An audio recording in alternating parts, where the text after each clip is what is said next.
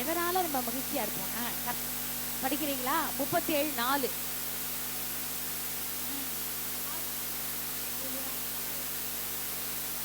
அவர் வந்து என்ன பண்றாரு, எல்லாருக்கும் என்ன பண்ணா, நம்ம ஆசீர்வாதமா இருக்கணும், நம்ம ஜபத்துக்கு பதில் கிடைக்கணும், நம்ம வேண்டுதலுக்கெல்லாம் பதில் கிடைக்கும். எல்லாரும் அப்படிதான் நினைப்போம், நானும் அப்படிதான் நினைப்பேன். யாருக்குமே நம்ம ஜபத்துக்கு என்ன பதில் கிடைக்கும் தான் நம்ம நினைப்போம். ஆனா அவர் என்ன சொல்றாரு, ஒரு கண்டிஷன். எப்பவுமே கர்த்தர் வந்து ஒரு ஆசீர்வாதம் கொடுக்குறாருன்னா அதுக்கு ஒரு கண்டிஷன் போடுவார். அப்ப நம்ம மன மகிழ்ச்சியா, நம்ம சந்தோஷமா இருக்கணும், நம்ம வேண்டுதலுக்கெல்லாம் அருள் செய்யணும், நமக்கு ஆசீர்வாதம் கிடைக்கணும், நம்ம ஜபத்துக்கு பதில் கிடைக்கணும் அப்படின்னா முதல்ல நம்ம எப்படி இருக்கணும்? கர்த்தரிடத்தில் மன மகிழ்ச்சியா இரு. கர்த்தரிடத்துல மன மகிழ்ச்சியா இருந்தாதான் அது எல்லாரும் என்ன பண்ணுவாங்க, எத்தனையோ கஷ்டங்கள், பிரச்சனை, போராட்டம் இந்த வருஷத்துல கூட எத்தனையோ கடந்து வந்திருப்போம். ஆனா இன்னி வரைக்கும் நம்மள நல்லா நடத்தி தானே வர்றார். நம்ம நல்லா நடத்தி வர்றார். நல்ல யாருமே இந்த கிறிஸ்துமஸ்க்கு வந்து இந்த சர்ச்சையில வந்து யாரும் பழைய ட்ரெஸ் போடல, எல்லாரும் புது ட்ரெஸ் தான். எல்லாருக்கும் பிரியாணி தான் வீட்டுல. நான் தான் ஒன்றும் பண்ணல, அது வேற விஷயம். ஆனா எல்லாரும் எனக்கு பிடிக்காது அதனால. ஆனா பெரிய கொண்டாட்டம், கர்த்தருக்குள்ள மகிழ்ச்சியா இருக்கேன், அவ்வளவுதான்.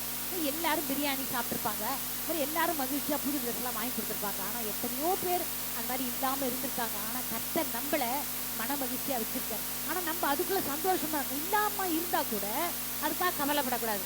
கர்த்தர்ட்ட மன மகிழ்ச்சியா இருந்தா கர்த்தர் அந்த என்ன நம்ம கேட்கறோமோ அந்த ஜபத்துக்கெல்லாம் பதில் செய்வார், நம்ம வேண்டுதலுக்கு பதில் கொடுப்பாரு. சரி, மன மகிழ்ச்சியா இருக்கணும், இருந்தாதான் இதெல்லாம் கிடைக்கும். சரி, நம்ம எதுவெல்லாம் மன மகிழ்ச்சியா இருக்கணும்னு கர்த்தர் சொல்றாரு.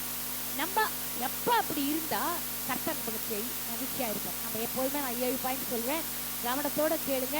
எப்போதும் எனக்கு ஒரு பாரம், இந்த ஜென்ஸ் பக்கம் யாருமே சொல்ல மாட்டேங்கிறாங்க. அதனால யாராவது தயவு செய்து நோட்டை வச்சு எழுதி சொல்லுங்களேன் பார்ப்போம். உங்களுக்கு அவமானமா இல்லையா? இந்த பெண்கள்லாம் முன்னாடி வந்து சண்டை போட்டு வந்து சொல்றாங்க, முன்னாடி வந்து நீங்கெல்லாம் சொல்லுங்க. நான் வந்து இந்த வாட்டி கிஃப்ட் கூட 7 கொண்டு வருவேன், இந்த வாட்டி 9 10 கொண்டு வந்திருக்கேன். 2 வசனத்துக்கு சொல்ல போறேன். அதனால தயவு செய்து ஜபா இன்க்ளூடிங் யூ, நீ ஒன்றும் ஆமா சேர்த்து எழுது. கீழே பேசுற மற்றவர்களை நடத்துறேன்னா நீ முதல்ல முன்மையா நிற்கணும், புரிஞ்சுதா? அதனால முதல்ல நீ 6:30 மணி வேண்டுதல் ஃபர்ஸ்ட் ஜபத்துக்கு வரமாட்டேங்கன்னு அதுக்கே எனக்கு கோவம். சரி, படிப்படியா நீ மாறுவேன். இன்னைக்கு கூட சொன்னேன், என் பேரனுக்காக ஜெபிக்கிறேன், கர்த்தருக்குள்ள வரணும். அது மாதிரி ஜபா இன்னும் கர்த்தருக்குள்ள வளரணும்னு ஜெபிக்கிறேன். ஏன்னா மற்றவர்களுக்கு முன்னாடி நம்ம ப்ரூஃபா இருக்கணும், நம்ம முன்னாடி நிற்கணும். நான் தப்பு செஞ்சேன்னா நான் வந்து எல்லாரையும் சர்ச்சுக்கு சீக்கிரம் வாங்க, அப்படி பண்ணு இப்படி பண்ணுங்கன்னு ஆட்டமா ஆடினேன்னு மேடையில உட்காந்து நான் எப்படி இருந்தா என் வார்த்தைகளுக்கு பதில் கிடைக்கும்? நான் ஒழுங்கா இருக்கணுமா இல்லையா? நான் டயத்துக்கு வரணும், என்னால முடிஞ்ச வரைக்கும் நான் பங்கு பெறணும். அப்படி நான் இருந்தா மற்றவர்களை சொல்றதுக்கு எனக்கு வாய் இருக்கும். நான் இல்லாத போது நான் சொன்னேன்னா என் வார்த்தை யாரும் கேட்க மாட்டாங்க. இப்போ சின்ன வயசுல நான் ரசிக்கப்பட்ட புதுசுல நான் திட்டுவேன் என் பொண்ணை கண்டபடி. ஏன்னா அவள் கீழ்ப்படுதல் இல்லாமல் இருப்பா, நிறைய படுத்துவா வச்சுக்கலாம் அந்த வயசுல. இப்போ அவள் பசங்க படுத்துறப்பதே நான் சொல்லுவேன், எவ்வளோ கஷ்டமா இருக்கும் பார்த்துக்கோங்க. நம்ம கர்த்தருக்குள்ள இருக்கிறதே நம்ம பிள்ளைகள் கர்த்தருக்குள்ள இல்லைன்னா கோச்சுக்கு தானே தோணும். அப்போ அவள் சொல்லுவோம், என்கிட்ட சொல்லுவோம், பைபிளை வச்சு படிக்கிற, வசனம் படிக்கிற, நீ எப்படி இருக்க அப்படின்னு கோவப்படுறேன்னு. கரெக்டு தான். ஆனா அதுக்கும் மீறி கர்த்தருக்குள்ள இல்லாட்டா ஒரே ஒரு விஷயத்துலதான் இயேசுநாதர் கூட மனுஷனா பிறந்த போது கோவப்பட்டேன். இந்த கோவில் இதுல எல்லாம் என்ன பண்ணாங்க, நிறைய அந்த கடையெல்லாம் வச்சுட்டு ஆலயத்துல, அப்பதான் அவர் கோவப்பட்டார். மற்றபடி பாத்தீங்கன்னா ஏசப்பா எதுலையுமே கோவப்படலை. அது மாதிரி நம்ம வந்து கர்த்தருக்குள்ள மற்றவர்கள் இருக்கணும்னு நினைச்சு என் பிள்ளையோ என் பேரனோ இல்லைன்னா நான் கோவப்படுறது கரெக்ட். அது இல்லாத போதுதான் நமக்கு கோவம் வரணும். ஆனா அப்ப என் பொண்ணு சொல்லுவோம், நீ பைபிள் படிக்கிற, நீ சாட்சியா வாழறியாப்போ. எனக்கு மனசு கஷ்டமா தான் இருக்கும் நம்ம கோவப்படுறது. ஆனா வேற வழி இல்லாத அது படுவேன். மற்ற சில காரியங்களை கீழ்படியாத போது நான் கோவப்படுவேன்னு வச்சுக்கோங்களேன். ஆனா நம்ம கர்த்தருக்குள்ள இப்ப என்ன சொன்னேன், மகிழ்ச்சியா இருக்கும். இதுல ஒரு வசனம் இருக்கு, யாருக்காவது சொல்ல முடியுமான்னு தெரியாது, நான் அர்த்தத்தை சொல்றேன். யாராவது சொன்னீங்கன்னா அவங்களுக்கு ஒரு பரிசு. அதாவது நம்ம கர்த்தருடைய ஆலயத்துக்குள்ள போனா மகிழ்ச்சியா இருப்போம்னு ஒரு வசனம் தாவீது சொல்லிட்டான். குழு கொடுத்துட்டேன், யாரு சொல்றீங்க சொல்லுங்க பார்க்கலாம். கரெக்டா வசனத்தோட சொல்லணும். அப்ப விடு, நீங்க சொல்றீங்களா? வாங்க, எழுந்து நின்று கையை நீட்டி சொல்லணும். வா. நான் ரூபனுக்கு ஏன் இடம் கொடுத்தேன்னா ஒத்துக்குமே இல்லைன்னா, ஏன்னா ரூபன் வந்து சுவிசேஷ ஊழியர்கள். நிச்சயமா நாங்க வேதாம்பள்ளியில பாக்குறோம், நல்ல கர்த்தருக்குள்ள நல்ல இது ஆனவர். சொல்லு, இல்லாதவங்களுக்கு தான் கொடுக்கணும். சொல்லு மைக்ல சொல்லு. சங்கீதம் 122:1, கர்த்தருடைய ஆலயத்திற்கு போவோம் வாருங்கள் என்று அவர்கள் சொன்ன பொழுது நான் மகிழ்ச்சியா இருந்தேன். ஸ்தோத்திரம். கரெக்டா சொன்னா. கர்த்தர் வந்து அவளை ஆசீர்வதிக்கணும். அந்த வசனம் சொன்னவங்களை கர்த்தர் கண்டிப்பா ஆசீர்வதிப்பார். பாருங்க, இப்ப மோனிகாவோட வாழ்க்கையில நீங்க பாப்பீங்க, கண்மணி வாழ்க்கையில பாப்பீங்க. நான் சொல்றேன், அவங்க 2 பேரும் ஒரு சாதாரண குடும்பத்துல பிறந்தா கூட கர்த்தர் கண்டிப்பா அவர்களை நிலைமையை உயர்த்துவர். பாத்தீங்கன்னா எல்லாரும் பாப்பீங்க, உங்க கண்கள் எல்லாம் அதை காணும்னு சொல்லியிருக்காரு. இந்த மாதிரி எப்ப நம்ம வசனத்தின் வெளிப்பாட்டுல இருக்கோமோ நிச்சயமா கர்த்தர் அவர்களை உயர்த்துவர். அது முக்கியமானது. முதல்ல என்ன பண்ணணும், கர்த்தருடைய ஆலயத்துக்கு போவோம் வாருங்கள். கரெக்டா டயத்துக்கு வந்து அவ உட்காருவோம். கர்த்தர் கண்டிப்பா அதுக்குரிய அது ஆசீர்வாதத்தை சொல்லுவார். அவளே சொல்லிட்டா. இன்னும் யாராவது ஒருத்தர் ஒழுங்கா இன்னும் நல்ல நிதானமா படிங்க. 122:1 சங்கீதம் படிங்க. கர்த்தருடைய ஆலயத்திற்கு போவோம் வாருங்கள் என்று எனக்கு அவர்கள் சொன்னபோது மகிழ்ச்சியாயிருந்தேன். எருசலேமே, உன் வாசல்களில் எங்கள் கால்கள் போறோம், அது போறோம். கர்த்தருடைய ஆலயத்துக்கு போனாலே நமக்கு சந்தோஷம்தான். நான் அப்படிதான் என்ன இருந்தாலும் நான் அந்த ஆலயத்தை வரதை விடவே மாட்டேன். என்னைக்காவது ஊருக்கு போயிருந்தாதான். ஒரே ஒரு வாட்டி எங்கள் வீட்டுக்கார் ஹாஸ்பிட்டல் இருக்கார். அப்போ என் பொண்ணு அன்னைக்கு சாயந்தரம் வரும்படி இருந்தது. அதனால நான் அங்கே அவரோட இருந்தேன். அவர் சாயந்தரம் என்னை விட்டா. நம்ம தேவையில்லாத காரியங்களில் நான் 95% இல்லை 99% கூட சொல்லலாம், நான் வந்து ஆலயத்துக்கு போகாமல் இருக்கவே மாட்டேன். என்னப்பா இது வேண்டாமா, சரி எனக்கு அது போயிடுமோன்னு கையிலே வச்சுட்டேன். சரி, கர்த்தருடைய ஆலயத்தில் நம்ம போகும்போது அவ்வளோ சந்தோஷமா இருக்கும். என்னை பொறுத்த வரைக்கும் பார்த்தீங்கன்னா, நான் இதில் கண்டிப்பாக சாட்சியாக சொல்ல முடியும். என்னால் நான் எப்படி இருக்கேனோ, மற்றதில் எனக்கு கோபம் வருதோ இல்லை என்னமோ ஆத்திரப்படுறேனோ என்னன்னு தெரியல. என்கிட்ட இருக்கிற குணங்கள் நான் இல்லைன்னு பிரமாதமாக நினச்சிக்கலாம். கோவப்படுவேன், எங்கள் வீட்டுக்கார்ட்ட கோவப்படுவேன், பொண்ணுகிட்ட கோவப்படுவேன், சில சமயம் ஆத்திரம் கூட வரும். அதெல்லாம் இருக்குதான் இல்லைங்களே. ஆனால் இந்த ஒரு விஷயத்தில் பார்த்தீங்கன்னா, யார் என்ன சொன்னாலும் இந்த ஆலயத்தை போகிறத விடவே மாட்டேன். இது வரைக்கும் உடம்பு சரியில்லைன்னு கூட நான் கர்த்தர் இது வரைக்கும் இருக்குது, இனிமையாக அப்படி தான் இருக்கணும். நான் எங்கள் வீட்டுக்கார்ட்ட கூட சொல்லுவேன், நான் போனால் கூட ஒன்றும் இந்த ஜபத்தில் இருக்கிறதையோ இல்லை இந்த மாதிரி சர்ச்சைக்கு வந்துருக்கோ என்னோட, ஏன்னா இவர் சொன்ன பார்த்தீங்களா அன்பரசன் 71 வயசு தான் ஆவரேஜ் ஏஜா போன மாதம் சொன்னாங்க. ஆனால் அதெல்லாம் தாண்டி என்னை கர்த்தர் என்ன நடத்திட்டு வர்றேன். அதனால் நான் நினைப்பேன், எந்த ஒரு இதுலேயும் எனக்கு தடங்களே இல்லாத போகணும் அப்படின்னு. ஏதாவது ஒரு நாள் ஒரு தடங்கள் வந்தால் எனக்கு அவ்வளவு பாரமாக இருக்கும். அந்த மாதிரி பாரம் நமக்கு இருக்கணும். அந்த மாதிரி ஒரு பாரத்தை நம்ம கர்த்தர் மேலே சுமத்திட்டோம்னா கர்த்தர் நம்ம எல்லாத்துலேருந்து விடுதலை கொடுப்பார். இதுக்கு ஒரு வசனம் இருக்கு, கர்த்தர் மேலே பாரம். அது யாரான்னு சொல்லு, கரெக்டாக சொல்லுங்க. எழுந்திரி வா வா, டக்குன்னு எழுந்து வா, சீக்கிரம் சீக்கிரம். இதெல்லாம் எதுக்காகன்னா உங்களோட வசனத்தை வளர்க்கறதுக்காக. வா, நீங்க தான் வாங்க.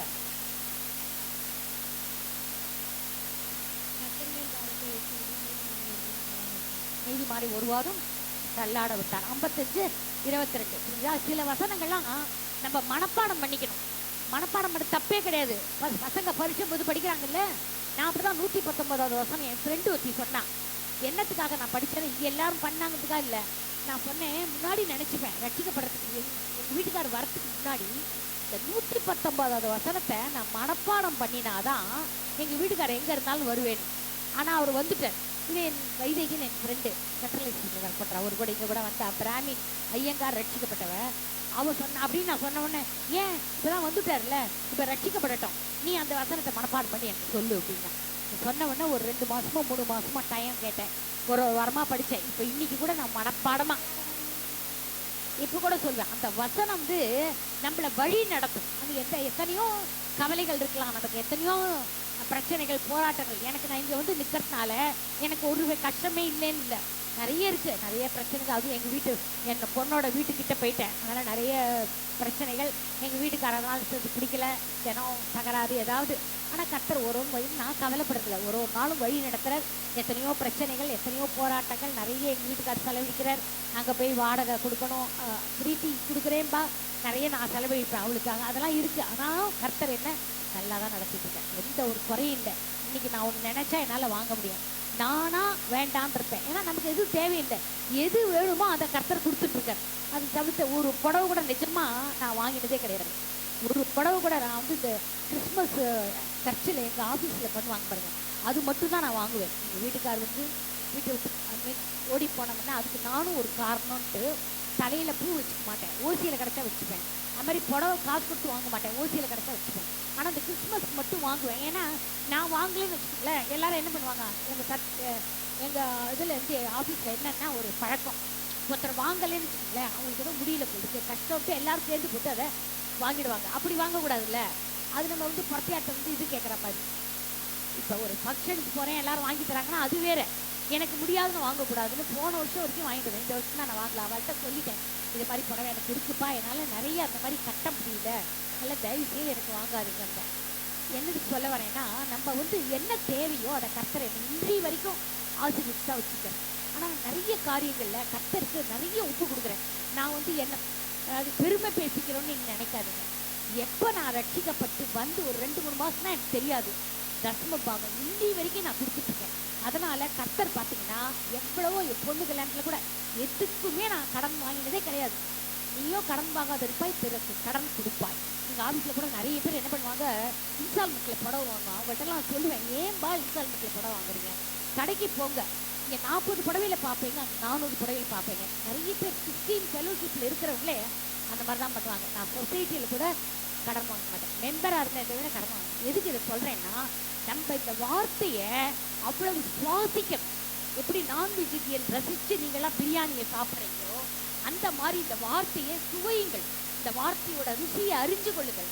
அப்போனா கண்டிப்பாக கர்த்தர் நமக்கு அந்த நம்மளோட இப்போ சொன்னேன் பார்த்தீங்களா, அவற்றை நம்ம மனமகிழ்ச்சியாக இருக்கும்போது கர்த்தர் கண்டிப்பாக நம்மளோட வேண்டுதலை செய்வார், நம்மளை ஆசீர்வதிப்பார். ஆனால் நம்ம கர்த்தருக்கு உண்மையாக இருக்கணும், ஒழுங்காக சர்ச்சிப்பாங்க முடிஞ்ச பிறகு. அதான் சொல்கிறேன், கர்த்தர் எப்படி மகிழ்ச்சியாக இருக்கணும்னா, எருசலேமில் வாஞ்சர், ஆலயத்தில் ஒரு பிரசன்ன, கர்த்தருடைய பிரசன்னத்தில் ஒரு வாஞ்சர் இருக்கணும்.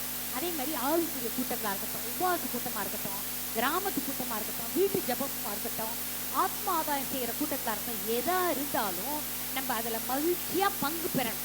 அவரோட அழைப்புக்கு நான் பங்கு பெற்றாதான் அவர் என்னை எல்லா விதத்திலையும் மகிழ்ச்சியாக வைப்பார். இப்போ நான் ஃப்ரைடே வந்து ஆமாம் இந்த அம்மா என்ன ரிட்டையர் ஆகி வீட்டில் உட்காந்துருக்காங்க, அதனால் வராங்க அப்படின்னு கரெக்டு தான். வேலைக்கு போகிறவங்க வெள்ளிக்கிழமை உபவாச ப்ரேயருக்கு வர முடியாது தான்.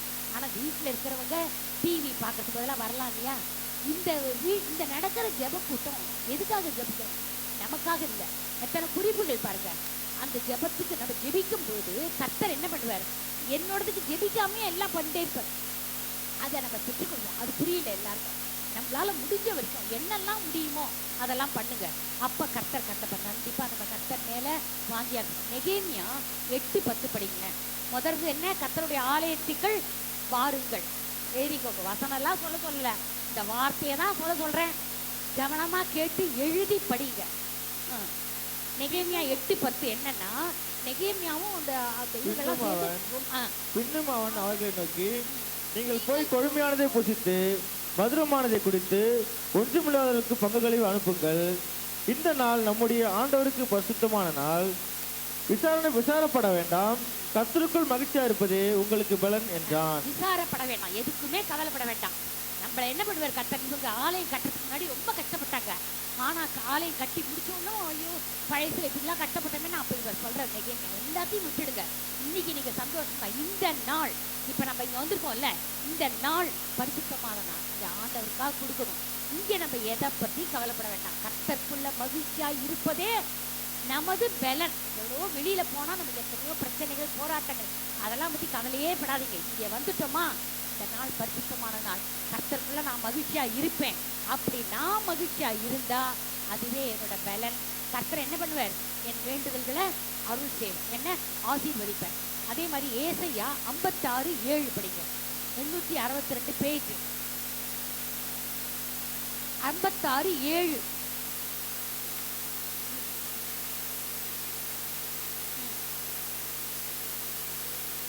அவர்களுக்கு சர்வாந்த கணங்களும் அவர்களுடைய பலிகளும் என் பலிப்பிடத்தின் மேல் அங்கீகரிக்கப்பட்டிருக்கும். என்னுடைய வீடு சகல ஜனங்களுக்கும் ஜப வீடு எனப்படும். இது ஜப வீடு. நம்ம வீட்டுல ஜெபிச்சா அதுவும் வீடு தான். இங்கே ஜெபிக்க நம்ம வரும்பொழுது, இந்த பரிசுத்தமான நாளில் நம்ம வந்து அவர்கிட்ட மகிழ்ச்சியா இருந்து ஜெபிக்கும் பொழுது அவர் என்ன பண்ணுவார், நம்ம ஜப வீட்டிலே அவர்களை மகிழ பண்ணுவேங்கிறார். ஸோ நம்ம இந்த ஆலயத்துக்கு வந்து ஒழுங்கா ஜெபிக்கும் பொழுது, இந்த ஜப வீட்டில் பங்கு பெறும்போது கண்டிப்பா நம்மள அவர் என்ன பண்ணுவார், மகிழப்படுவார். ஒரு பாட்டு பாடுங்களேன். மகிழ்வோம் மகிழ்வோம் தினம் ஆக மகிழ்வோம்,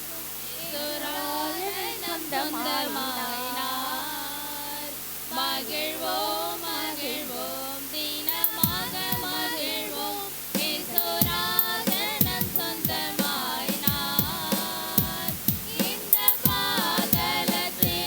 சொந்தக்காரரவர் எந்தன் உள்ளத்தில் சொந்தமானார். இந்த பாதலத்தின் சொந்தக்காரரவர் எந்தன் உள்ளத்தில் சொந்தமானார். அவரோட அழைப்பை ஏற்றுக்கொண்டு இந்த ஜெப வீட்டுக்கு நம்ம ஒழுங்கா வரும்பொழுது கண்டிப்பா கர்த்தர் நிச்சயமா நம்மளை ஆசீர்வதிப்பார். எழுதி கொடுக்குறேன் நான். இந்த வாட்டி இந்த ஜனவரி பிறக்கத்தே நீங்க அந்த மாதிரி நினைச்சுக்கோங்க. அனாவசியமா நான் சபை ஆராதனைக்கு போகாம இருக்க மாட்டேன், கரெக்டா டயத்துக்கு வருவேன், எழுதி வச்சுக்கோங்க. கர்த்தர் உங்க வேண்டுதல்ல நிறைவேற்றா இல்லையா பாருங்க. கண்டிப்பா அந்த காரியத்தை நிறைவேற்ற நம்ம ஏதாவது ஒரு சாக்கு போக்கு சொல்லக்கூடாது. தலைவலி, கால் வலி, கை வலி, நிஜமாவே நான் சொல்றேன், கர்த்தர் சாட்சியா இது வரைக்கும் நான் எந்த வெளின்னு சொல்லி சர்ச்சுக்கு நான் வராம இருந்ததே கிடையாது. எனக்கு என்ன வெளியே இல்லாம இருக்குன்னு நினைக்கிறீங்களா? 75 வயசு, எனக்கு கொலஸ்ட்ரால் இருக்கு, ப்ரெஷர் இருக்கு, சுகர் இருக்கு, மூட்டு வலி இருக்கு, உள்ளங்கால் வெளி இருக்கு, உடம்பு ஃபுல்லா அரிப்பு 2-3 மாசமா. அப்படிலாம் இருந்தாலும் நான் ஒரு நாளும் இந்த சபைக்கு வரத தடங்கல் பண்ணினதே இல்லை. எனக்கு அது ஒரு பெரிய விஷயமா தெரியாது. அப்படி நீங்க இருந்தா கர்த்தர் உங்களை கண்டிப்பா மகிழ்ச்சியா வைப்பார். நான் சொல்றேனே பெருமைப்படுறேனோ அப்படின்னு நினைச்சுக்காதீங்க. நான் பெருமைக்காக இதை சொல்லவே இல்லை. என்னுடைய மக்கள், என்னுடைய குடும்பம், நான் பெற்ற ஆசீர்வாதத்தை நீங்கெல்லாம் பெறணும். நீங்கெல்லாம் சாட்சியா நின்னாதான் நிறைய ஆத்மாக்கள் இங்க வரணும். எனக்கு ரொம்ப பாரம். இந்த சபைக்கு ஒத்துமே உறவுக்காரர்களை தவிர 3-4 பேர் தான் இருக்காங்க. நான் இப்ப பாரு சொல்லிட்டு இருப்பேன், கிழக்கு மேற்கு தெற்கு வடக்கில் இருந்து ஆத்மாக்கள் ரட்சிக்கப்படணும். ஆனா நம்ம சாட்சியா இருந்தாதானேப்பா நம்ம மற்றவர்களை கொண்டு வர முடியும். ஆனா நம்ம சாட்சியா இருக்கணும் முதல்ல. அப்படி நிறைய சாக்கு போக்கு சொல்றவங்களெல்லாம் கர்த்தருக்கு பிடிக்காது. சங்கீதம் 118:29. கர்த்தரை துதியுங்கள், அவர் நல்லவர், அவர் கிருபை என்றும் உள்ளது. அதாவது அவரை ஏதாவது சாக்கு போக்கு சொல்லி 745 பேஜ் இன்னொரு அது வரும், தேவையில்லாத காரணங்கள் எல்லாம் அவருக்கு சொல்லக்கூடாது அப்படின்னு. 118:24 படிங்க. 24-29. இது கர்த்தர் உண்டு பண்ணின நாள், இதிலே களி கூர்ந்து மகிழ கடவும். அதான் இதுல நம்ம களி கூர்ந்து மகிழ போகணும். எந்த சாக்கு போக்கும் சொல்லக்கூடாது. இது கர்த்தர் உண்டு பண்ணின நாள். இந்த ஓய்வு நாள்ல அனாவசியமா வேலைக்கு போனா கொத்தரான பையில ஓட்ட போலதான் இருக்கும். அது நான் சொல்லிட்டேன் முன்னாடியே. ஆனா நம்ம அந்த மாதிரி பண்ணக்கூடாது. இதுல மகிழ்ந்து களி கூறும். எனக்கு நான் முன்னாடியே சொல்லியிருக்கேன், உங்களுக்கு நான் வேலை பார்க்காதனால இந்த அம்மா சொல்றாங்க நினைப்பீங்க. நான் வேலை பார்க்கறதே கூட எங்களுக்கெல்லாம் அந்த 31 டிசம்பர் சில நாட்கள்லாம் ஆஃபீஸுக்கு கண்டிப்பா போகணும். ஏன்னா அந்த ரிட்டர்ன் ஃபைல் பண்றதுக்கு நான் இன்ஸ்பெக்டரா இருந்தேன், ஐடிஓ இருந்தேன், போய் தான் ஆகணும் அந்த மாதிரி. ஆனா நான் அப்ப கூட சொல்லுவேன், டபுள் மடங்குலாம் பணம் தருவாங்க அப்ப. ஆனா நான் சொல்லுவேன், அந்த ஒரு நாள் மட்டும் என்னை விட்டுடுங்க. சனிக்கிழமை ஆனா ராத்திரி வரைக்கும் இருக்கேன். மண்டே நான் அதனால சண்டே வரேன். கண்டிப்பா நான் ஒரு நாள் சண்டே காத்துட்டு போனதே இல்லை. அது வேற விஷயம். எனக்கு கவர்மெண்ட் வேலை பரவாயில்ல, பிரைவேட் பீப்புளுக்கு முடியாது, கஷ்டம். நான் சுஜாதாவை எப்போது நினைச்சுப்பேன். ஆனா நம்ம கையால வேலை செய்யறோம், நம்மளே தனி கான்ட்ராக்ட். இன்னைக்கு அண்ணாதுரை போயிருக்காரு பாருங்க, அது மாதிரி பண்ணக்கூடாது. அப்போ கண்டிப்பா அந்த ஆசீர்வாதம் கிடைக்கவே கிடைக்காது. இதை நான் எரிச்சல் உள்ள தேவன் சொல்ற மாதிரி நான் சொல்றேன்னு நீங்க நினைச்சுக்கோங்க. என்னவா இருந்தாலும் சரி, ஹாஸ்பிட்டல் யாரையும் சேர்த்துட்டாங்க, நம்ம தான் பார்க்கணும், வேற ஆளே இல்லை அப்படின்னா சரி, இல்லை ஏதோ வெளியூருக்கு போயிட்டோம் தடங்கள் அப்படின்னா சரி, மற்றபடி தேவையில்லாத சாக்கு போக்கள் சொல்லக்கூடாது. கர்த்தருக்கு அது அருவருப்பு. அதை ஞாபகம். 2வது, முதல்ல கர்த்தருடைய ஆலயத்துக்கு போகணும். 2வது, அவரோட வசனம், அவருடைய வார்த்தை நம்மளை மகிழ்ச்சியாகும். எத்தனை கஷ்டம் இருந்தாலும் அதுலேயே நம்ம மீண்டு வருவோம்.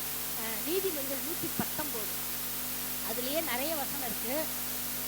என்ன சொல்றதுன்னு தெரியல, டைம் ஆயிட போகுதுன்னு பார்க்குறேன் நான். ஏன்னா நான் சொல்ற 7 பாயிண்ட்டை சொல்லணும்னு எனக்கு இருக்கு. 5 மணிக்கா அது 5-10 நிமிஷம் டைம் தருவீங்களா? என்ன பார்த்து 5-10 நிமிஷம் கூட தருவீங்களா? 7 பாயிண்ட் வச்சிருக்கேன். இல்லைன்னா வசனத்தை சொல்ல மாட்டேன், நீங்களே படிங்க. 119:77 படிங்க. நான் பிழைத்திருக்கும்படிக்கு கிடைப்பதாக எனக்கு கிடைப்பதாக உங்களுடைய வேதம் என் மன மகிழ்ச்சி. 92 இப்படின்னு படிச்சீங்கன்னா பரவாயில்ல. உமது வேதம் என் மனமகிழ்ச்சியா இராதிருந்தால் என் துக்கத்திலே அழிந்து போயிருக்கேன். ஒவ்வொன்றுத்துக்கும் நான் சொல்ல முடியும், டைம் இல்லை.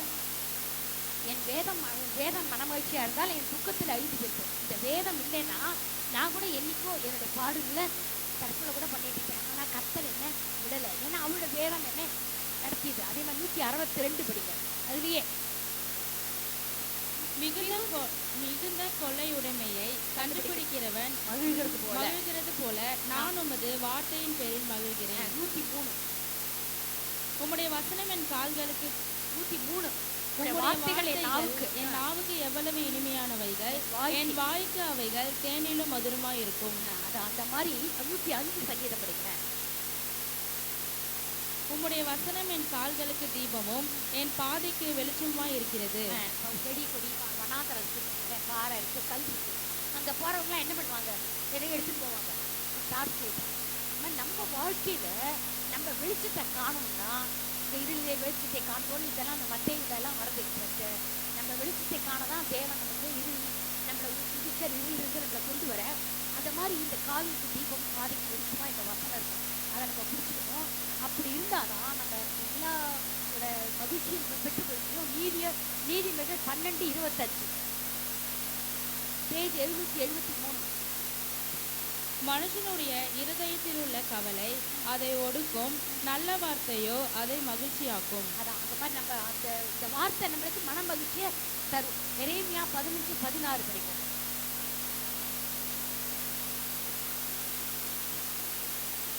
உம்முடைய வார்த்தைகள் கிடைத்தவுடனே அவைகளை உட்கொண்டேன். உம்முடைய வார்த்தைகள் எனக்கு சந்தோஷமும் என் இருதயத்துக்கு மகிழ்ச்சியுமாய் இருந்தது. சேனைகளின் தேவனாகிய கர்த்தாவே, உம்முடைய நாமம் எனக்கு தரிக்கப்பட்டிருக்கிறது. இந்த வார்த்தைகளை உட்கொண்டாக்கணும். பிரியாணி சாப்பிட்ற மாதிரி இந்த வார்த்தைகளை சாப்பிட்டீங்கன்னா உங்களுக்கு நிச்சயமா மகிழ்ச்சி இருக்கும். ஆனால் துக்கத்தில் இருக்கிறவங்க வேதத்தை தியானிக்கும் போது அது நமக்கு ஆறுதல், நம்பிக்கை தருது. நம்ம எதிர்பார்ப்புகள் எல்லாம் நிச்சயமா அது நடக்கும். ஒரு மன உறுதி, ஒரு தைரியம், ஒரு விசுவாசம் வரும். நம்ம நிச்சயமா மகிழ்ச்சியா இருக்கும். நமக்கு இளைப்பாறுதல் கிடைக்கும். அந்த மாதிரி நம்ம வேதத்தை புறக்கணிச்சிட்டோம்னா நம்ம துக்கம்தான் படுவோம். அந்த வேதம் நமக்கு நம்பிக்கையும் விசுவாசம் படிக்க தான் அதனோட பலன் நமக்கு தெரியும். அதை விட்டுட்டு படிக்காம சண்டே மட்டும் வந்துட்டா ஒரு பிரயோஜனம் இல்லை. சண்டே மட்டும் வச்சு பண்ண முடியாது. வாரத்துக்கு ஒரு நாள் சாப்பிட்டா போதுமா? 7 நாள் 3 வேளை சாப்பிட்றோம்ல, அந்த மாதிரி இந்த வேத வசனம் நமக்குள்ள இருக்கு. அதுதான் 3 வேளை சில பேரால படிக்க முடியாது தான். ஆனால் நம்ம வசனம் நமக்குள்ள இருந்தால் நம்ம என்ன பண்ணுவோம்? அதை இன்னைக்கு படித்த வார்த்தை, ஒரு வாக்குத்தத்த வசனம் ஏதோ நிறைய படிக்கிறோம். போன வாரத்துலாம் நிறைய வாக்குத்தத்த வசனத்தோட கேலண்டர் வச்சுட்டார். அது இந்த வாட்டி இல்லை. இப்போ ஹெல்ப் பண்ணல. அவர் என்ன பண்ணுவார், டேட் கேலண்டர்னா நிறைய பிரிண்ட்டு வாங்குவார். நான் நினச்சேன் ஒரே ஷீட்டாக கொடுத்துட்டாரு அப்படின்னு.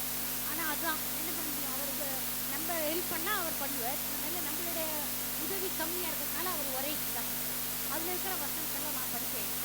அப்போ அதை நம்ம அன்னைக்கு ஃபுல்லாக தினமும் படிக்க முடியாது. வேலைக்கு போகிறேன், காத்தா தான் படித்தேன், ராத்திரி தான் படித்தேன், மத்தியானம் என்னால் படிக்க முடியாது, வீட்டு வேலை இல்லாமல் நீங்கள் வீட்டில் உட்காந்துருக்கீங்க, நீங்கள் படிக்கிறீங்க, என்னால் முடியாதுன்னு சொல்லிடுவீங்க. அதுக்காக சொன்ன இந்த வசனத்தை காத்தா சொன்னால் அன்னி முழுக்க அந்த வசனத்தை மனப்பாடம் பண்ணீங்களே, சொல்லிகிட்டே இருங்களேன். கண்டிப்பாக ஆறுதலும் நம்பிக்கையும் விசுவாசமும் நமக்கு வரும். நம்ம என்ன ஜபம் கேட்டுக்கிறோமோ அதெல்லாம் கண்டிப்பாக கத்தர் படிக்கணும். ஏன் 2 காரியம் சொன்னேன். என்ன பண்ணணும்? ஆலயத்துக்கு போவோம் வாருங்கள்.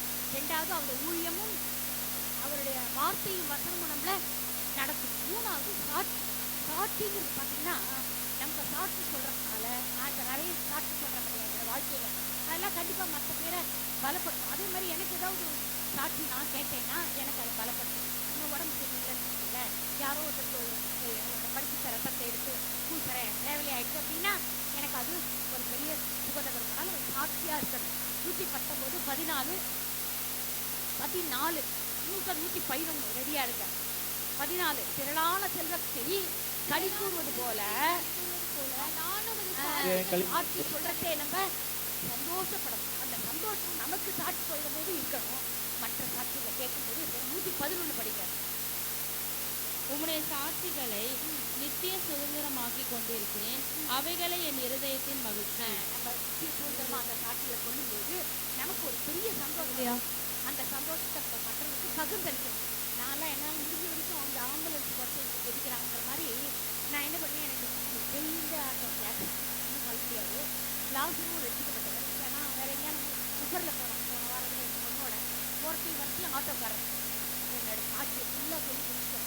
நான் ரொம்ப தூரம் போனோம், ஃபுல்லாக சொல்லி சொல்கிற என்னம்மா நாம அம்மா இப்படிலாம் சாட்சி சொல்லணும், சாட்சி சொல்லி கரெக்டாக தான் உண்மையானது. இதே எங்கள் வீட்டுக்காரத்தையோ எங்கள் அக்கா தம்பிக்கே நான் சொல்ல முடியாது.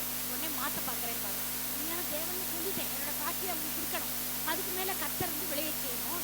ஆனால் இந்த பார்க்கப்படுறது இந்த இதுக்கெல்லாம் ஆட்டோக்காரர்களாம் போகிறவர்கள் அவங்கள்ட்ட சாட்சியை சொல்லி உடனே நீங்கள் எல்லாம் சொல்லிட்டாரு. இந்த ஆட்டோக்காரர்கள் என்னால் முடிஞ்ச அளவுக்கு எதுக்கு சொல்ல வரேன்னா, நம்ம சாட்சியை மற்றவங்க சொல்லும்போது கர்த்தர் ரொம்ப சந்தோஷப்பட்டு நம்மளை இன்னுமா சாட்சியா நிற்க வைத்தார். என்னோட வாழ்க்கையில நிறைய சாட்சிகள் சொல்ல இப்ப டைம் இல்லை. அப்புறம் 4வது ரெட்டிப்பு சந்தோஷம். முதல்ல ஆலயத்துக்கு போகும், 2வது அவரோட வசனம் வார்த்தை, 3வது சாட்சி, 4வது ரெட்டிப்புல ஒரு சந்தோஷம். நம்ம ரெட்டிப்படைஞ்சா தேவன் ரொம்ப சந்தோஷப்படுவார். அதே மாதிரி நம்மளால யாராவது ரெட்டிப்படைஞ்சா நமக்கு மிகுந்த சந்தோஷமா இருக்கும். இதே 119 174 படிக்கும். காணாமற் கர்த்தாவே உங்கள் ரட்சிப்பின் மேல் ஆவலா இருக்கிறேன், உம்மிடம் என் மனமகிழ்ச்சி. அவர் ரட்சிப்புல நம்ம ஆவலா இருக்கணும். அப்படி ஆவலா இருந்தாதான் யாரையாவது ரட்சிக்க முடியுமா? ஏன்னா நமக்கு வந்து இந்த ஹிந்துஸ்ல எல்லாம் சொல்லுவாங்க, நீ பண்கிற தர்மம் அங்க போய் நிற்கும். ஆனா நமக்கு இல்லை, நம்ம தர்மம்லாம் அங்கே போய் நிற்காது. செய்யணும், ஏழைகள் விருதுகள் விருதுகளுக்கெல்லாம் செய்யணும். அதெல்லாம் வந்து நம்ம கூட வரப்போறது இல்லை. நான் சேர்த்து வச்ச நகையோ நான் வாங்கின புடவையோ எதுவுமே வரப்போறது இல்லை. எல்லாம் மேலோகத்துக்கு வராது. ஆனா நான் செய்கிற ஆத்ம ஆதாயம் தான் மேலோகம். அதனால தான் நான் என்ன நினைச்சேன், என்னால் ஆத்ம ஆதாயம் செய்யறது அவ்வளவா முடியல. வயசாயிடுச்சு, எங்கேயுமே போல. இந்த போக வர ஆட்டோவில் போயிட்டு வேற எங்கேயும் எங்கேயான்னு போகிறேன். என்னோட அவ்வளோதான் இந்த உதாரணத்தில் சொல்கிறேன். நான் போகிறதெல்லாம் ரட்சிக்கப்பட்டது. அதனால் நான் என்ன நினைப்பேன், என் மனசில் என்ன பாரம்னா, ஒரு சர்ச்சு இந்த மாதிரி நம்ம கட்டோம்னா அதில் இருக்கிற விசுவாசிகள் எல்லாம் அவர் வந்து பெருகினா அந்த ஆத்மா ஒரு குட்டி ஒரு ஆடு ஒரு குட்டி போட்டால் அந்த குட்டி நிறைய குட்டி போடுமா. அப்போ ரட்சிக்கப்பட்ட புதுசு அந்த வார்த்தையை கேட்டிருக்கேன். அதன் மூலமாக அந்த ஆத்மாக்கள் நிறைய ரசிக்கிறாங்க இல்லையா, அவங்களாம் கூட எனக்கு அந்த ஒரு பங்கு இருக்கும். நான் பரலோகத்துக்கு போனால் நான் சர்ச்சு கட்டுற அந்த விசுவாசிகள் சேர்றாங்கல்ல, அவங்களாம் அந்த பங்கு போகணும்னு நினைப்பேன். இதை வந்து எனக்கு சுய பெருமைக்காக சொல்லலை. நான் அந்த சேலம் மூலமாக 2 சர்ச்சு கட்டியிருக்கேன். ஏன்னா அந்த விசுவாசிகள் நிறைய பேர் இருந்தால் இன்னும் பெருகும் பொழுது அந்த இதில் எனக்கு ஒரு பங்கு இருக்காதா, கடுகளவாவது அங்கே போகாத அப்படின்னு நான் நினைக்கிறேன். அதனால அந்த ரட்சிக்கிற அந்த அவங்க ரட்சிப்படைகிறதுல சந்தோஷப்படணும். சங்கீதம் 20:5 கொடுக்குறேன். கிறிஸ்தியாவோட ரட்சிப்பில் நம்ம சந்தோஷம் அடைஞ்சா நம்ம ஆத்மா ஆதாயம் அடைஞ்ச மாதிரி நம்மளோட ஆத்மா மேலோகத்துக்கு போகும்போது என்னோட கூட அந்த ஆத்மாக்கள் வருவாங்க. நாங்கள் உமது ரட்சிப்பினால் மகிழ்ந்து எங்கள் தேவனுடைய நாமத்திலே கொடியேற்றுவோம். உமது வேண்டுதல்களை எல்லாம் கர்த்தர் நிறைவேற்றுவாராக. மற்ற பேரோட ரட்சிப்புல நான் மகிழ்ந்தா கண்டிப்பா என்ன பண்ணுவேன், என் வேண்டுதல் அவர் நிறைவேற்றுவார். 35:9 படிக்கும் சங்கீதத்துல. என் ஆத்மா ஆத்துமாவே என் ஆத்துமாவே களிக்கும். கர்த்தரில் களிகூர்ந்து அவருடைய ரட்சிப்பில் மகிழ்ந்திருக்கும். அந்த ஆத்மாவும் என்னோட ரட்சிப்பு அந்த ஆத்மா நிச்சயமா சந்தோஷமா இருக்கும். என்னை வந்து ஒரு ராஜ்யத்துக்கு ஒரு பொண்ணாக அந்த ரட்சிப்பு எங்க இருக்கான்னு தெரியாது. ஆனா நான் வந்து சந்தோஷமா இருக்கேன். அந்த அது அவங்களுக்கு அது சந்தோஷத்தை தரும் எங்க இருக்கா. ஏசியா 25:9.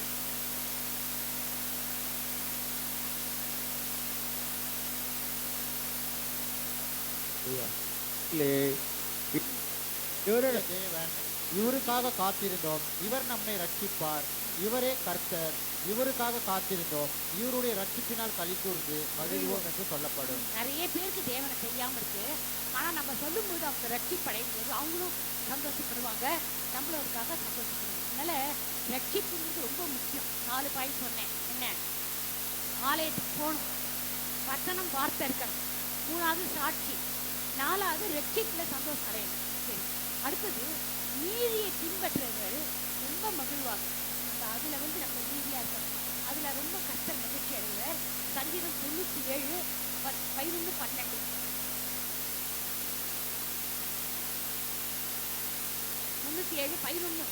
நீதிமானுக்காக வெளிச்சமும் செம்மையான இருதயத்தாருக்காக மகிழ்ச்சியும் விதைக்கப்பட்டிருக்கிறது.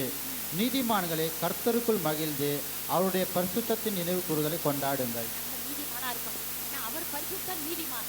நம்மளும் எப்படி இருக்கணும்? நீதிமானா இருக்கணும். அதனால நீதியை பின்பற்றுவீர்கள், நம்மளும் சந்தோஷப்படுவோம். நம்ம சந்தோஷப்படுறதுனால தேவனும் நம்மள மகிழ்ந்து களி கூறுவர். சங்கீதம் 35:27 படிங்க. 35. என் நீதி விளங்க விரும்புகிறவர்கள் கெம்பீரித்து மகிழ்ந்து தமது ஊழியக்காரனுடைய சுகத்தை விரும்புகிற கர்த்தருக்கு மகிமை உண்டாவதாக என்று எப்போதும் சொல்ல கடவார்கள். நம்ம நீதி விளங்குறவங்க கம்பீரித்து மகிழ்ந்து நம்ம சொல்றோம் இல்லைங்களா, நம்ம பாஸ்ட் அம்மாக்காக நம்ம ஜெபிக்கணும். கர்த்தர் வந்து ஊழியக்காரனுக்கு சுகத்தை கொடுக்குற தேவன். சுகம்னா என்ன? பலன், பாதுகாப்பு, சரீர சுகம் எல்லாத்தையும் சேர்ந்து மகிழ்ச்சி, சமாதானம் எல்லாவற்றையும் கொடுப்பார். கர்த்தர் நம்ம நீதிமானா இருந்தா நம்ம ஜெபத்துக்கு கர்த்தர் எல்லாவற்றையும் கொடுப்பார். சங்கீதம் 32:11 படிக்கிறேன். நீதிமான்களே கர்த்தருக்குள் மகிழ்ந்து களி கூறுங்கள். செம்மையான இருதயம் உள்ளவர்களே, நீங்கள் எல்லாரும் ஆனந்த முழக்கமிடுங்கள். செம்மையானவர்களா இருந்தா, நம்ம நீதிமான்களா இருந்தா, கர்த்தர் நம்மளை நான் கண்டிப்பா சந்தோஷமா வைப்பேன். சங்கீதம் 64:10 படிக்கிறேன். நீதிமான் கர்த்தருக்குள் மகிழ்ந்து அவரை நம்புவான். செம்மையான இருதயம் உள்ளவர்கள் யாவரும் மேன்மை பாராட்டுவார்கள். இடத்துல நீதிமானா இருந்தா நமக்கு மகிழ்ச்சி. தவறு நம்ம பண்ணினோம்னா கர்த்தர் அதை பார்த்துட்டு சும்மா இருக்க மாட்டார். கண்டிப்பா அதுக்குரிய சித்தியை நமக்கு இப்பவே கொடுப்பார். 68:3 படிக்கிறேன். நீதிமான்களோ தேவனுக்கு முன்பாக மகிழ்ந்து ஆனந்த சத்தம் அடைவார். அதனால நம்ம ஆனந்த சந்தோஷம் அடையணும்னா, கர்த்தருக்கு நம்ம மகிழ்ச்சியா இருக்கணும்னா, நம்ம நீதிமானா இருக்கணும். நீதிமன்கள் 23, 24, 25. நீதிமானுடைய தகப்பன் மிகவும் களி கூறுவான். ஞானமுள்ள பிள்ளையை பெற்றவன் அவனால் மகிழ்வான். உன் தகப்பனும் உன் தாயும் சந்தோஷப்படுவார்கள். உன்னை பெற்றவள் மகிழ்வாள். என்ன நம்ம நீதிமானா இருந்தா கண்டிப்பா நம்ம அப்பா, அதாவது நம்ம பெற்ற அப்பா களி கூறுவார். கூட இருக்கிறவா எல்லாம் மகிழ்ச்சியா இருப்பாங்க. அதை நம்ம தாய் தகப்பன் மகிழ்ச்சியா இருப்பாங்க. அதை விட நம்ம இந்த பூலோகத்துக்கு கொண்டு வந்த ஒரு கருவிலே தெரிந்து கொண்ட தேவன் ரொம்ப மகிழ்ச்சியா இருப்பார். அதான் அப்புறம் நீதிமன்றம் 29:2 படிக்கிறார். நீதிமான்கள் பெருகினால் ஜனங்கள் மகிழ்வார்கள். துன்மார்கள் ஆளும் போதோ ஜனங்கள் தப்புவார்கள். 29. ஜனங்கள் மகிழ்வார்கள். கண்டிப்பா இப்போ ஒன்றும் இல்லை, நம்ம நிறைய பார்த்தீங்கன்னா கவர்மெண்டால குடும்பங்கள் வீட்டு கூட நாங்கள் வெளியிட்ட குடிச்சோம். குடியினால ஒரு பக்கம் 1000 ரூபாய் கொடுக்குறான் பெண்களுக்கு. ஆனால் அவன் வீட்டில் அவன் கொண்டாட்டி சம்பாதிக்கிறது குடிக்கு போகும். இன்னைக்கு வேணும் ஆனால் வர 26வது குடி இல்லாத ஒரு ஆட்சி வந்து வரணும். இப்போ நீதிமன்றங்கள் பெருகினாதான் தேசத்தில் ஒரு மகிழ்ச்சி உண்டாகும். நீதி அநியாயம் அக்கிரமங்கள்லாம் போகும். அதுக்காக நம்ம தெரிஞ்சுக்கணும். நீதிமன்றங்களா இருந்தால்தான் கண்டிப்பாக என்ன பண்ணுறது, அந்த இந்த தேசம் கூட ஆசீர்வதிக்கணும். நம்ம நிறைய இடத்துல நம்ம நீதிமன்றம் இல்லாதனால தான் நம்மளுடைய தேசம் ரொம்ப எப்படிலாம் அக்கிரமங்கள் நடந்து நிறைய அநியாயமா சாவெல்லாம் நடக்கிறது. சரி, இது ஒரு சின்ன பாட்டு பாடுவோம். கை தட்டி பாடி மகிழ்ந்து களி கூறுவோம். கை தட்டி பாடி மகிழ்ந்திருப்போம். கர்த்தர் சமூகத்தில் களி கூறுவோம். களி கூறுவோம்.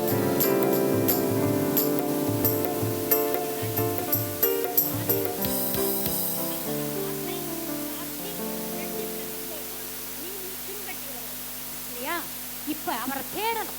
கர்த்தரை தேடுவதற்கு ஒரு நன்மையும் குறைவுபடாது. சங்கீதம் 74 படிங்க. கர்த்தரை தேடுவதற்கு எப்பொழுதும் நன்மை இருக்கும். நம்ம அவரை தேடவர்களா இருக்கணும். நான் சொல்றதுனாலையாவது இனிமே இந்த யாருக்கு என்னென்ன குறை இருக்குன்னு எனக்கு தெரியாது, அவங்கவுங்க மனசாட்சி தெரியும். அந்த குறையெல்லாம் நீக்கி கர்த்தத்துல எல்லாரும் வாங்க. இந்த 26 எண்டில் பார்த்தீங்கன்னா எல்லாரும் சாட்சியா நிற்கணும். நீங்க எதிர்பார்ப்புக்கு மேல கர்த்தர் உங்களை ஆசீர்வதிக்கணும். 74 படிங்க. உம்மை தேடுகிற யாவரும் உம்மில் மகிழ்ந்து சந்தோஷப்படுவார்களாக. உமது ரட்சிப்பில் பிரியப்படுகிறவர்கள் தேவனுக்கு மகிமை உண்டாவதாக என்று எப்பொழுதும் சொல்வார்கள். கண்டிப்பா நம்ம அவரை தேடினா கண்டிப்பா சந்தோஷமா தான் இருக்கும். 40:16 அதே சங்கீதத்தில் நிறைய வசனம் இருக்கு. நான் எல்லாத்தையும் இது பண்ணிட்டேன். உம்மை தேடுகிற அனைவரும் உமக்குள் மகிழ்ந்து சந்தோஷப்படுவார்களாக. உம்முடைய ரட்சிப்பை விரும்புகிறவர்கள் கர்த்தருக்கு மகிமை உண்டாவதாக என்று எப்போதும் சொல்வார்களாக. 8 வசனம் பாருங்க. எல்லாத்தையுமே நம்ம அவரை தேடுகிற அனைவரும் அவருக்குள்ள மகிழ்ந்து கல்வார்கள். இன்னொரு வசனம் இருக்கு, நான் சொல்லல. கர்த்தரை தேடுவதற்கு ஒரு நன்மையும் குறைவிடாது. அவரை உண்மையா நம்ம தேடினோம்னா கண்டிப்பா ஒரு நன்மை நமக்கு குறைவிடாது. 6 பாயிண்ட் சொல்லிட்டேன். 7வது அவரை துதிக்கணும், அவரை தியானிக்கணும். துதிக்கிறதுனால எவ்வளவு சந்தோஷம் பாருங்க. அது மாதிரி ஒரு சந்தோஷம் எவ்வளோ கஷ்டமா இருந்தா கூட அவரோட பாதத்தில் அமர்ந்து ஜெபிக்கும் போது நம்ம அந்த என்னவோ யார் மேலேயோ கோவப்பட்டிருப்போம், ஏதோ பிரச்சனை இருக்கும், போராட்டம் இருக்கும், சமாதானம் இல்லாமல் இருக்கும். ஆனால் துதிக்கும் போது எப்போதும் அவரோட துதி நம்ம வாயில இருக்கணும். தாவீது நிறைய இடங்கள்ல சொல்றான். நான் சில வசனம் தான் சொல்றேன், பயந்துறாங்க. 71:23 படிக்கும். சங்கீதம் 71:23. நான் பாடும்போது என் உதடுகளும் பாடும், நீர் மீட்டு கொண்ட என் ஆத்மாவும் கம்பீரித்து மகிழும். அதே 147:1 சில வசனங்களை தான் நான் கட் பண்ணிட்டு சொல்றேன். ஏன்னா இந்த கர்த்தரை துதியுங்கள். நம்முடைய நம்முடைய தேவனை கீர்த்தனம் பண்ணுகிறது நல்லது. துதித்தலே இன்பமும் ஏற்றதுமாய் இருக்கிறது. அவரை துதிச்சா நமக்கு இன்பம் வரும். துதிச்சு வாசல்ல அவரோட பாதத்தில் அமர்ந்து துதிக்கும் போது நமக்கு எத்தனையோ பிரச்சனைகள், போராட்டங்கள், வேதனைகள் எல்லாம் இருக்கும். ஆனா எல்லாத்தையும் மாற்றி போட்டு ஒரு பெரிய சமாதானத்துக்கு துதிப்போம். துதிப்போம் அல்லேலூயா பாடி ஓம் அல்லேலூயா பாடி மகிழ்வோம் மகிழ்வனை போற்றி. துதிப்போம் அல்லேலூயா பாடி மகிழ்வோம் மகிழ்வனை போற்றி.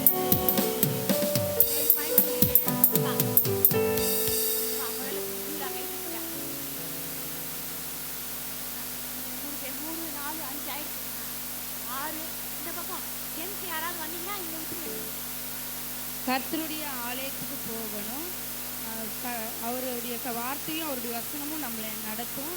சாட்சிகளின் மகிழ்ச்சி, ரட்சிப்பின் சந்தோஷம், கர்த்தரை தேடுறவர்களுக்கு வந்து சந்தோஷமும் மகிழ்ச்சியும் கிடைக்கும். அப்புறம் கர்த்தரை வந்து துதிக்கணும், தியானிக்கணும். நீதியில வந்து நம்ம பின்பற்றினா சந்தோஷமும் மகிழ்ச்சியும் நம்மளுக்கு கிடைக்கும். கர்த்தரிடத்தில் மகிழ்ச்சியா இருக்கணும். கர்த்தருடைய ஆலயத்துக்கு போவோம் பாருங்கள். கர்த்தருடைய வசனம், ஊழியம், வார்த்தைகளின்படி நம்ம நடக்கணும். ரட்சிப்பின் சாட்சிகளில் பலப்படணும். ரட்சிப்பின் சந்தோஷம், நீதியை பின்பற்றுகிறவர்கள் மகிழ்வார்கள். அவரை தேடணும், அவரை தியானிக்கணும், துதிக்கணும். நான் நியாயமா இருக்கேன். தலைப்பு கர்த்தரிடத்தில் மனமகிழ்ச்சியா இருக்கணும். கர்த்தருடைய ஆலயத்திற்கு போவோம் வாருங்கள். கர்த்தருடைய வார்த்தை, ஊழியம், வசனத்தின்படி நடக்கணும். சாட்சி பலப்படும். அவருடைய ரட்சிப்பில் சந்தோஷமா இருக்கணும். அவரை தியானிக்கணும், அவரை துதிக்கணும். அவருடைய நீதியை பின்பற்றுகிறவர்கள் மகிழ்ச்சியா இருப்பார்கள். அவருடைய ஆலயத்துக்கு போவோம் வாருங்கள். அவருடைய வசனம் வார்த்தையும் மகிழ்ச்சியா இருக்கும். சாட்சி வந்து மகிழ்ச்சியா இருக்கும். ரட்சிப்பு வந்து மகிழ்ச்சியா இருக்கும். நீதியை தேடுறப்ப மகிழ்ச்சியா இருக்கும். கர்த்தரை தேடும்போது மகிழ்ச்சியா இருக்கும். அவரை துதிக்கவும் தியானிக்கும் போது மகிழ்ச்சியா இருக்கும். போவோம் வாருங்கள். அவர் வார்த்தை நம்மை மகிழ்ச்சியாக்கும். சாட்சி சொல்லணும், ரட்சிப்பில் சந்தோஷமா இருக்கணும், நீதியை பின்பற்றணும். கர்த்தரை தேடுகிறவர்களுக்கு ஒரு நன்மையும் குறைவுபடாது. அவர் தியானிக்கணும், துதிக்கணும். ஆலயத்திற்கு போவோம் வாருங்கள். அப்புறம் வந்து அவருடைய வசனத்தில் மகிழ்ச்சி, சாட்சியா இருக்கணும், ரட்சிப்பில் சந்தோஷம். அப்புறம் அவருடைய நீதியை வந்து பின்பற்றணும். அவர் கர்த்தரை தேடுகிறவர்களுக்கு ஒரு நன்மை குறைபடாது. கர்த்தரை துதிக்கணும். அவருடைய வார்த்தையை மகிழ்ச்சி, சாட்சியாக இருக்கிறோம், நீதியை சாட்சியாக இருக்கும், ரட்சிப்பின் சந்தோஷம், நீதியாக இருக்கிறோம், அவரை தேடணும், அவரை துதிக்கணும். அப்படியே கர்த்தரால் மீட்கப்பட்டவர்கள் திரும்பி வருவார். நித்திய மகிழ்ச்சி அவர் தலையின் மேல் இருக்கும். சந்தோஷமும் மகிழ்ச்சியும் அடைவார்கள். சஞ்சலமும் தவிப்பும் ஓடிப்போம். 35 அதே ஏசியா 35:27 பாருங்க. நம்மளோட பைபிள்ல பாத்தீங்கன்னா எல்லாமே ரெட்ட வசனம். இல்ல ஆண்டி 20 சாரி அது வந்து ஏசியா தான் 35:10. கர்த்தரால் மீட்கப்பட்டவர்கள் திருப்பி ஆனந்த களிப்புடன் பாடி ஜீவனுக்கு வருவார்கள். நித்திய மகிழ்ச்சி அவர்கள் தலையின் மேல் இருக்கும்.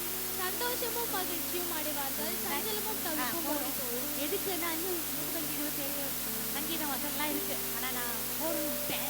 இதுல நீங்க வளர்ந்தா போதும். கர்த்தர் வந்து இந்த வசனத்தின் மூலமாக கர்த்தர் என்னையும் ஆயத்தப்படுத்தணும், உங்களையும் ஆயத்தப்படுத்தணும். என்கிட்ட என்கிட்ட கூட ஏதாவது குறை இருக்கலாம், அது ஏதாவது நீக்கிக்கணும். அது மாதிரி உங்கள்கிட்ட இருக்கிற குறைகள்லாம் கர்த்தர் உங்களோடு பேசி இந்த 2026 வருஷத்துக்குள்ள நம்ம கர்த்தருக்குள்ள மனமகிழ்ச்சியா இருக்கணும். நம்மளோட எல்லா வேண்டுதலையும் கர்த்தர் நிறைவேற்றணும். ஒருத்தருக்கும் ஒரு வேண்டுதல் இருக்கும். நான் எனக்கு சொல்லுவேன், என் கணவர் ரட்சிக்கணும், அது இதுதான் எனக்கு வேண்டுதல். நம்ம காலத்துக்குள்ள அவர் ரட்சிக்கப்படணுமே, நாங்கள் 2 பேரும் சேர்ந்து கற்றுக்கு வரணும்னு நான் ப்ரேயர் பண்ணிட்டேன். இந்த மாதிரி ஒருத்தருக்கும் ஒரு வேண்டுதல் இருக்கும். கர்த்தர் அந்த வேண்டுதலை நிறைவேற்றணும் கண்டிப்பாக. அதே மாதிரி நம்ம நித்திய மகிழ்ச்சி, நம்மளோட மீட்ட தேவன் நித்திய மகிழ்ச்சி